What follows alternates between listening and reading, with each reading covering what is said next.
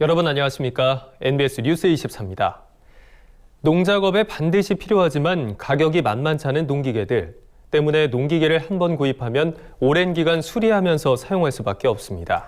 네, 하지만 농기계 부품은 세금 혜택을 받지 못하는 형편입니다. 이에 국회에서 제도 개선 움직임이 나왔습니다. 강창호 기자가 보도합니다.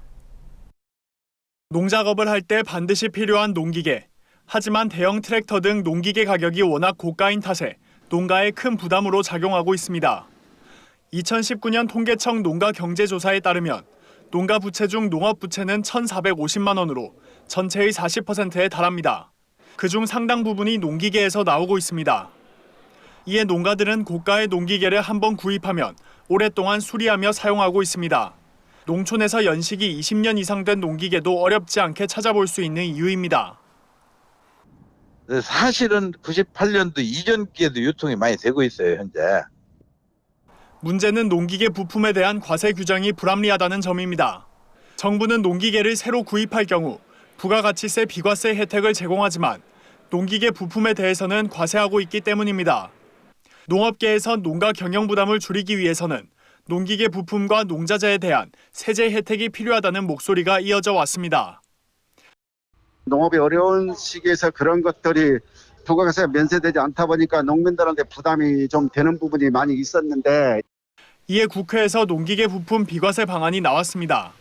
김선교 미래통합당 의원은 최근 조세특례 제한법 개정안을 대표 발의했습니다. 개정안은 농기계 및 기자재와 관련한 부품 등을 부가가치세 면제 대상에 포함시켰습니다. 김선교 의원은 코로나19 장기화로 큰 피해를 입은 농가들에게 실질적인 경제적 지원이 이뤄질 수 있도록 불합리한 과세 제도를 개편하게 됐다고 설명했습니다. 코로나19 장기화로 농어촌 경제는 그 어느 때보다 심각한 그런 상황입니다. 특히 농어민들을 더 힘들게 하는 것은 불합리한 과세 제대로 한몫한다고 생각이 돼서요. 하루빨리 농어촌 경제가 회복될 수 있도록 노력을 할 것입니다. 한편 김성교 의원이 발의한 조세특례 제한법 개정안에는 올해 12월 말 종료되는 농어가 목돈 마련 저축, 농업용 기계 등의 과세 특례를 2022년 12월 31일까지 3년간 연장하는 내용도 포함됐습니다. MBS 뉴스 강창호입니다. 올해는 공익직불제가 시행되는 첫 해입니다. 공익직불제는 농업농촌의 공익적 가치를 높이기 위해 시행되는 만큼 농가들이 17가지 준수사항을 지켜야만 직불금을 제대로 지급받을 수 있는데요.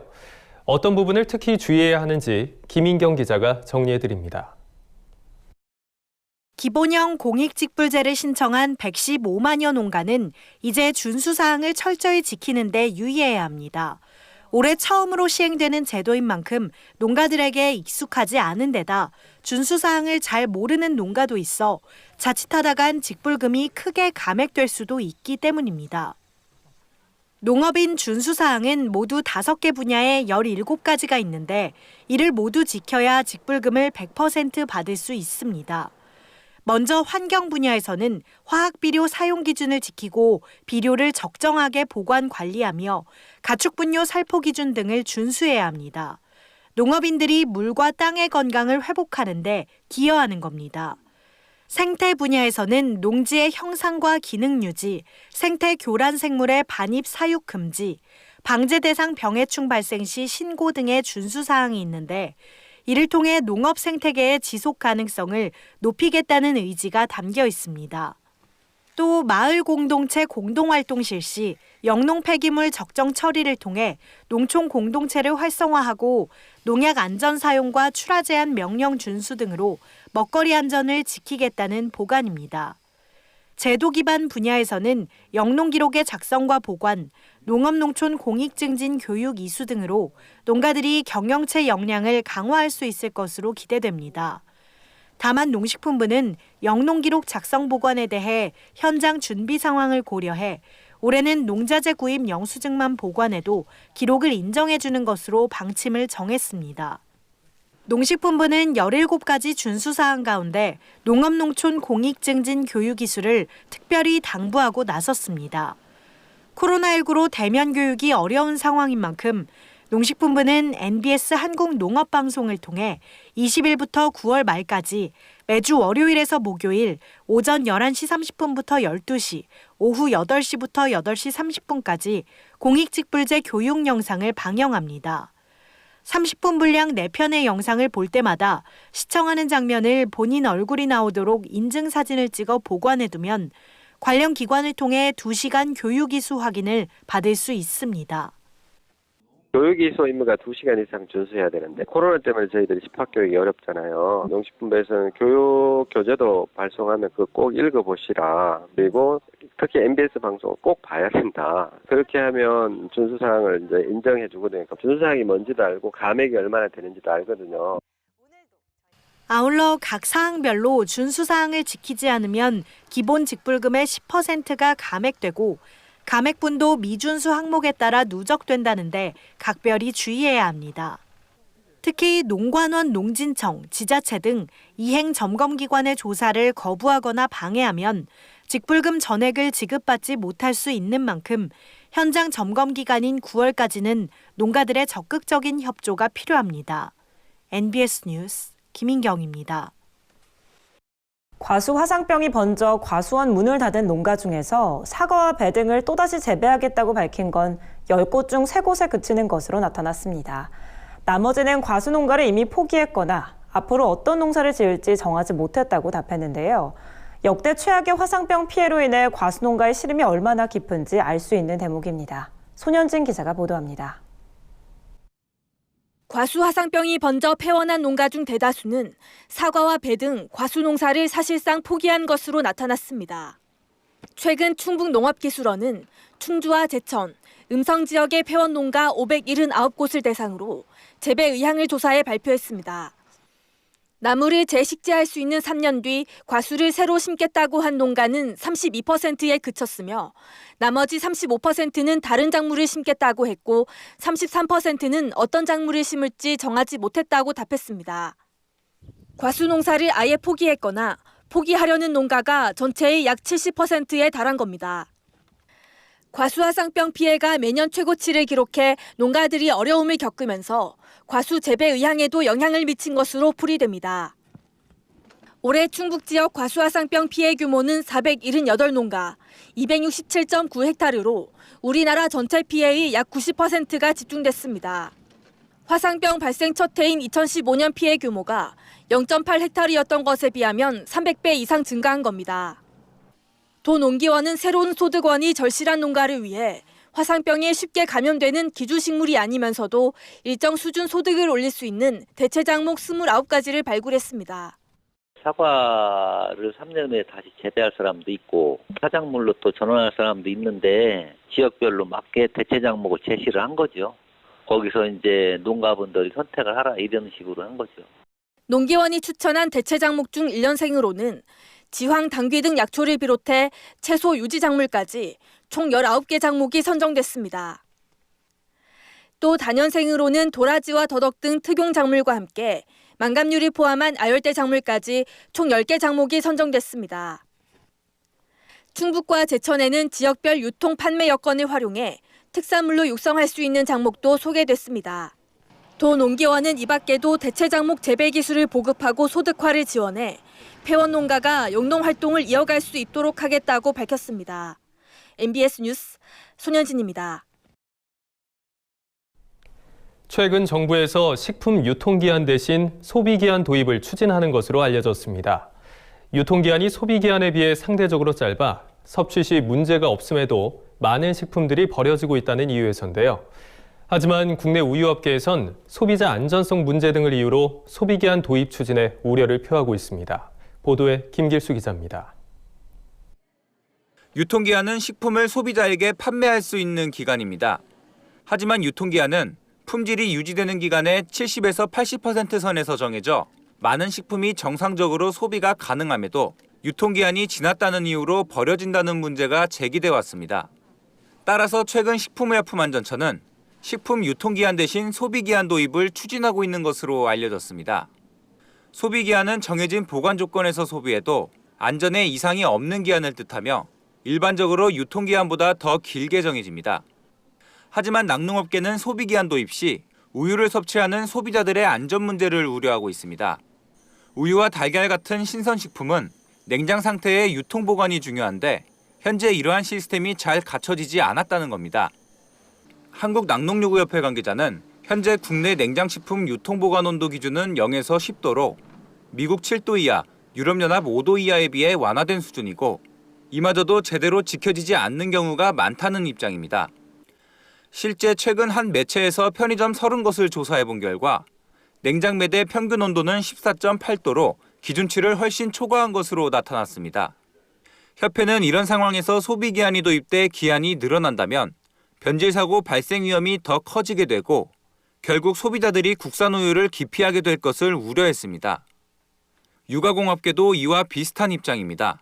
한국유가공협회 관계자는 유제품은 유통 과정에서 온도에 민감한 만큼 우선 냉장 보관 시스템부터 제대로 갖춘 다음 논의가 필요하다고 밝혔습니다. 따라서 최근 우유자조금관리위원회는 식약처의 기존 유통기한을 유지하고 제도 도입에 신중해 줄 것을 주장하는 의견서를 전달했습니다. MBS 뉴스 김길수입니다.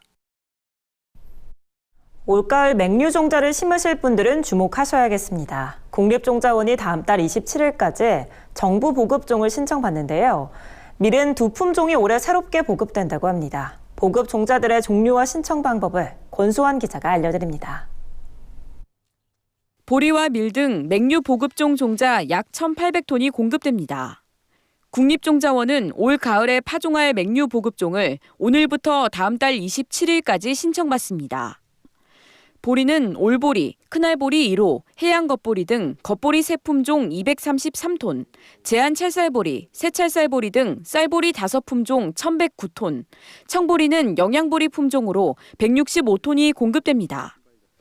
20kg당 공급 가격은 겉보리와 청보리 소독종자의 경우 21,430원, 미소독종자는 21,180원이고 쌀보리 소독종자는 23,890원, 미소독종자는 22,640원입니다.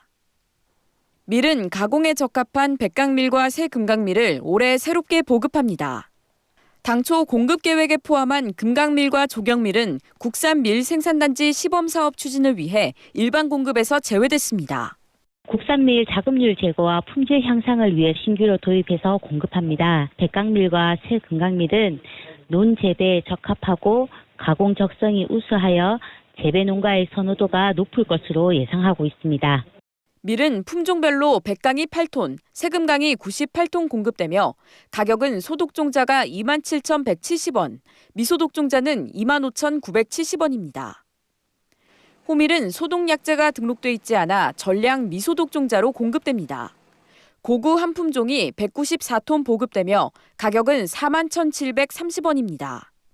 종자 구입을 원하는 경우 시군 농업기술센터 또는 읍면동 주민센터에 신청하면 됩니다. 신청 기간은 오늘부터 다음 달 27일까지이며 9월 11일부터 10월 12일까지 지역 농협을 통해 공급될 예정입니다. 한편 8월 27일까지 선착순으로 공급한 뒤 남은 물량은 9월부터 시작되는 2차 전국 단위 신청 기간에 공급합니다. 하지만 1차 신청 기간 동안 물량이 소진될 수 있기 때문에 원하는 품종을 보급받으려면 다음 달 27일까지 제때 신청하는 것이 좋습니다. MBS 뉴스 권소환입니다. 우리나라 음식의 맛을 내는 조미료엔 전통 장과 전통 기름이 있는데요. 한 포씩 짜먹는 생들기름부터 바르는 화장품까지 전통 기름을 무한 변신시키는 사람이 있어 주목을 끌고 있습니다. 국산 들깨와 참깨로 우리 농산물의 우수성을 알리고 있는 정정은 대표를 남수지 기자가 직접 만나봤습니다. 한 차례 장대비가 쏟아진 오후, 깨밭을 서성이는 사람이 보입니다. 그런데 표정이 어두워 보이지는 않습니다. 농민들은 비가 오면 비가 오는 대로 또 바람이 불면 바람이 부는 대로 걱정이 많아요. 저는 상생농가가 있어서 걱정이 없어요. 든든해요. 귀농한 지 10년을 훌쩍 넘었다는 정정은 대표. 하지만 농사일은 변수가 많아 상생 농가들의 보탬이 있어야 한다는데요. 마음과 뜻이 맞는 지원군들이 있어 이곳 저장고엔 통깨가 비는 날이 없습니다. 이렇게 100% 지역에서 공수한 들깨와 참깨는 신선한 기름으로 만들어지는데요. 이 중에서 매출 효자 노릇을 하고 있는 것은 스틱형 포장지에 담긴 생들기름입니다. 건강을 생각하시는 분들이 많아지면서 프리미엄 오일 시장에 갑자기 붐이 쭉 올랐어요. 오메가3를 드시기 위해서 아마씨유를 드시더라고요. 근데 가만히 들여다보면 들깨에 아마씨유가 더 많이 들어있어요. 그래서 저는 이 들깨를 어떻게 가공할까 고민하면서 짜먹는 홍삼 스틱처럼 들기름을 스틱에 담았어요. 소비자들의 요구에 맞는 전통 기름을 만들기 위해 포장만큼 공을 들이는 것은 온도입니다. 고온에서 깨를 볶으면 차규량은 늘어나지만 벤조피렌 같은 발암물질이 생성됩니다. 때문에 이곳의 모든 기름은 최소한의 열과 압력을 가하는 저온 압착 방식으로 생산하고 용해제와 산화방지제 등 화학약품도 첨가하지 않습니다.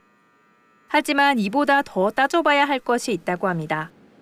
저온압착이 좋은 기름이라는 건 많은 분들이 알고 계세요. 근데 제가 직접 해보니까 원물이 알이 꽉 차 있고 신선하게 보관이 되어야지 저온압착을 하더라도 맛이 깊어져요. 균일한 품질 생산을 위해 방앗간앞 참새처럼 3년 동안 동네 방앗간과 유명 기름집을 맴돌며 가마솥 앞에서 깨만 볶았다는 정정은 대표.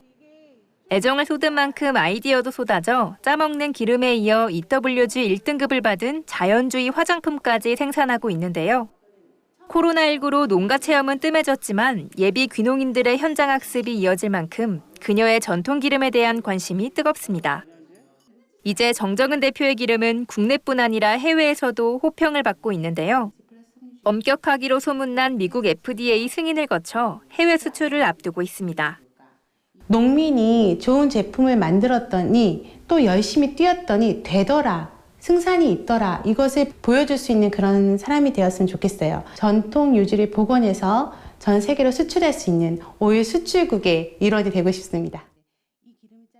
정직한 땀이 가져오는 결과를 믿는다는 정정은 대표. 그녀의 꿈처럼 우리 전통 기름이 세계에서 자리매김할 날을 기대해봅니다. MBS 뉴스 남수지입니다.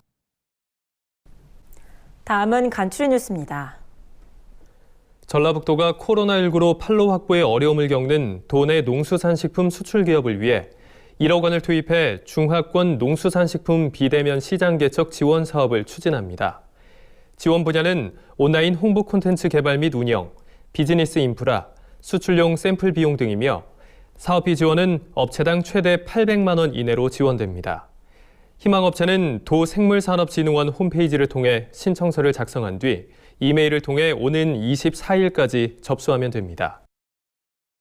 경남 산청군 농협이 최근 정육가공센터를 신축하는 등 지역 특산물인 산청 지리산 흑돼지의 브랜드화 추진에 박차를 가하고 있습니다. 산청군 농협은 앞서 25억 8,600만 원을 투입해 정육가공센터의 가공, 포장, 판매장 등의 시설을 갖췄으며 최근에는 군과 협력해 흑돼지와 쌈채소, 미나리, 소스류로 구성한 상품을 기획해 농협 하나로마트에서 판매하고 있습니다. 산청군 농협은 앞으로 해당 기획 상품을 산청군 직영 쇼핑몰 산엔청 쇼핑몰과 농협 쇼핑몰에서도 판매할 예정입니다. 박준기 산청군 농협조합장은 산청 지리산 흑돼지의 명품 브랜드화를 통해 지역경제 활성화에 기여하겠다고 밝혔습니다. 경상북도 농업기술원은 농기업 파만농과 협력해 샤인머스켓 포도 스마트팜 기술 상용화를 위한 공동연구를 추진한다고 최근 밝혔습니다. 도동기원은 시범농가 병해충 예측 모형 개발 자문과 발생조사, 방제 효과 평가를, 파만농은 환경 데이터 수집 분석, 병해충 예측 모형 개발, 농가별 방제 솔루션 제공을 담당할 예정입니다. 도동기원 관계자는 공동연구를 통해 전문가가 농가별로 최적의 병해충 해결 방안을 제시할 예정이라며 물, 비료 자동 공급 및 병해충 무인 방제 기술도 개발하겠다고 밝혔습니다. 전라남도 교육청이 농산어촌 소규모 학교의 교육력 강화를 위해 도내 초중고 통합학교를 기존 12개 교에서 내년까지 14개 교로 확대 운영한다고 최근 밝혔습니다. 도교육청에 따르면 도내 전체 초중고교 877개 교 가운데 43.3%인 380개 교의 학생 수가 60명 미만인 것으로 조사됐습니다. 이에 도교육청은 최근 전남 순천에서 열린 호남권 시도교육감 간담회에서 통합학교 운영 확대에 필요한 제도 개선과 지원책 마련을 건의한 바 있습니다. 저희가 준비한 소식은 여기까지입니다. MBS 뉴스 24 마칩니다. 함께해 주신 여러분 고맙습니다.